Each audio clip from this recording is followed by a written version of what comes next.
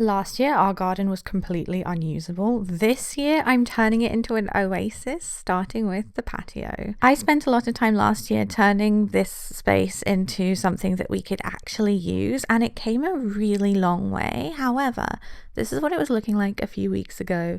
It's still a little bit bland. I need to do a little bit more work here. Starting with a deep clean of the doorstep and all of the windowsills, I had to prep these ready for a fresh lick of paint. I try to do this once a year at the beginning of the season to make sure everything's looking nice and neat. Something else I like to do at the beginning of every summer is give all of the furniture a really deep clean so that I can sit on it without worrying about spiders' eggs, you know? Very important. That being said, this table and chair set was a hand-me-down 8 years ago and it's still in decent enough condition. So I'm going to give the tabletop a good sand and a lick of stain to make sure it's protected for at least 1 more year. This cost me nothing as I already had the furniture stain. I found it in the cupboard under the stairs, which was a nice surprise. And I did end up moving the furniture to the patio because I wanted to have a little eating space here. I think it is rather large for the space, so perhaps next year I can find a new patio set. Maybe I'll find one at the charity shop, who knows.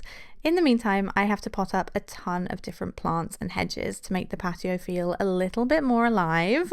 These have been sniff tested and they are approved, which is great. Moving on, there's this little section here that just looks very messy, and I want to create a bit of separation between the patio area and the rest of the garden. So after a quick tidy and a touch up of paint on this bench, I ended up moving this over here so that I had another little seating area, and I really like how it turned out. Yeah, I think I like this here. Honestly, I fixed the patio up first because the rest of the garden needs a lot more work, and I think all of the hard work I did last year on this area really paid off. But you be the judge of that, because this is what the patio is looking like now. It's so cozy and charming, and it really reminds me of the book The Secret Garden, which is kind of what I've been going for.